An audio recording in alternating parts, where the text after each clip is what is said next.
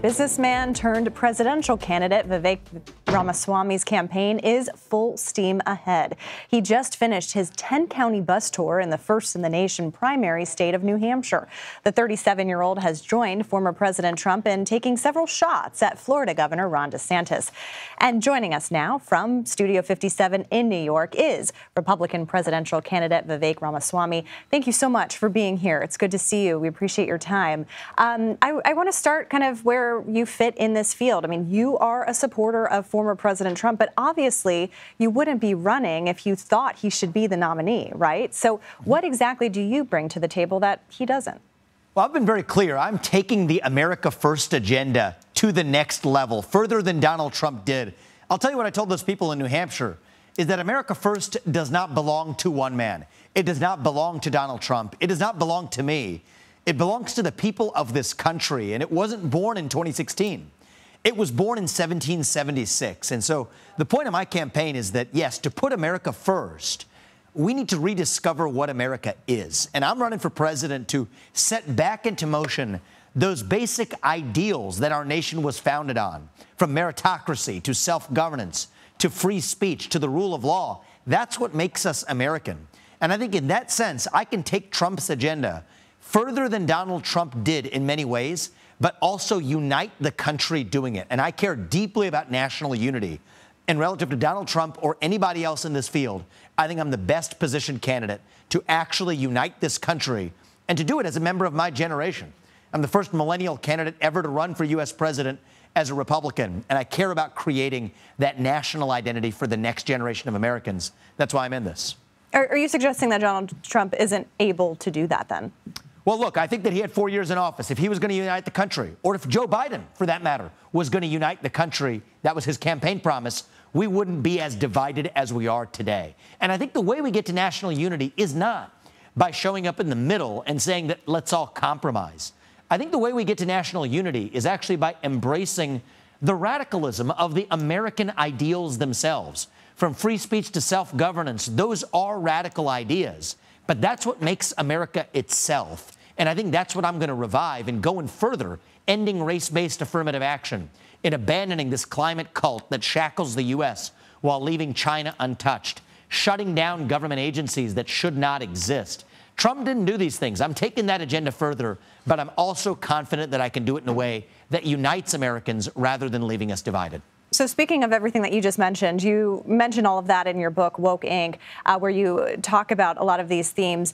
When you look at someone like Ron DeSantis in Florida, I mean, you have been obviously very critical of him. You've called him a career politician, and you said he's deeply insecure. But isn't he implementing a lot of these principles that you have been advocating for? To a limited extent. But I think that the problem is what we really need in the White House is a leader, not a follower. And when you're off by half, you get things wrong. I mean, just look at the way that Disney has managed to outsmart Ron DeSantis. Because when you're going through the motions and you're doing it for the reason of getting a nice little bump on Twitter or a nice cycle of media, you're not actually solving the problem that you set out to solve. I think wokeness is a symptom. Look, I think we're in the middle of a national identity crisis where people are hungry for a cause, hungry for purpose and meaning and identity, when patriotism and hard work and family and, most importantly, faith in our country has disappeared. We need to go upstream and fill that vacuum of purpose with the vision of American national identity, not short-term political stunts that leave you outsmarted at the end by some of the very companies that you claim to be railing against, from Disney to BlackRock. They actually get the better of Ron DeSantis at the end of the day. But it's sort of this deal with the devil where if all you're in it for is a short-term bump in media, then everybody gets what they want except the American people who are left holding the bag. And look, I do think he's been a good governor in a lot of ways. But I think that we need a lot of foot soldiers in this. But in the U.S. presidency, we need an outsider, someone who has courage of his own convictions. That's what I'm bringing to the table. But in terms of the policy, going after Disney the way he did, you agree with that approach? I actually I disagree with that approach. I think the right approach is to go to the root cause of the problem, which in this case is the ESG cancer that causes the shareholders of Disney to create a culture where CEOs of Disney and so many other companies bend the knee to this orthodoxy. I don't think using the bully pulpit and embarrassing them in front of the media is an effective approach. I don't think it's good from anyone's angle. It's not even good from the angle of Disney then coming back to get the better of him in the end. What about from a conservative perspective? Because some Republicans have taken issue with the way in which he has gone after a corporation. So, look, again, I disagree with the use of the bully pulpit and press cycles to just browbeat a company. I think you got to go to the root cause and actually solve the problem. The root cause here is that everyday Americans' investment dollars in the market are being weaponized by large financial institutions to force American companies to adopt these toxic race and gender ideologies and climate agendas. So I think the more effective thing to do, as I've been doing in the private sector, as I've been doing as well in laying out my platform, is to go after that problem, the use of private sector actors, the financial institutions through the back door to do what government couldn't do through the front door. That's what it means to solve that problem, not to use a bully pulpit, perform political stunts that are, in the end, ineffective because Disney got the better of him anyway in actually even changing the way that its governance was applied. So let's talk about your path. You are a declared candidate. What states, what early states do you think you can actually win? And are you prepared to entirely self-finance your own campaign?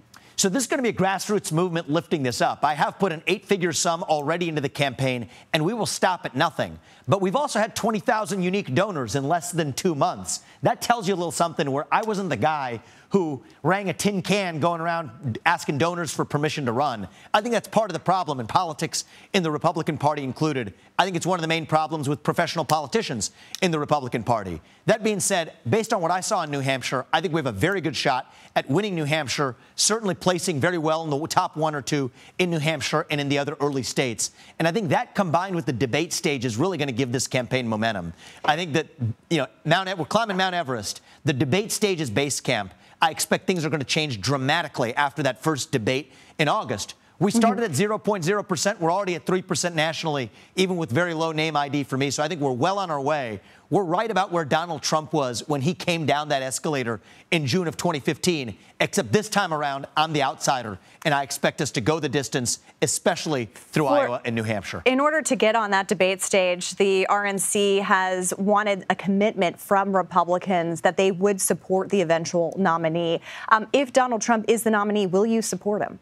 Look, if that's the commitment to get on the debate stage, I expect all of the candidates to make that commitment. I think the debate stage is critical, so I'll do what's required in our party to be able to get on that debate stage. You would support Donald Trump if he's the nominee? I expect to be the nominee, so that's the party. That's the person who I'm supporting. In a world where every candidate has made their commitments clear as a precondition to entering that debate stage, I'll evaluate making that commitment.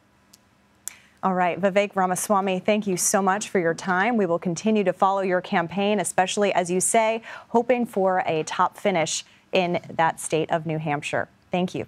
Thank you.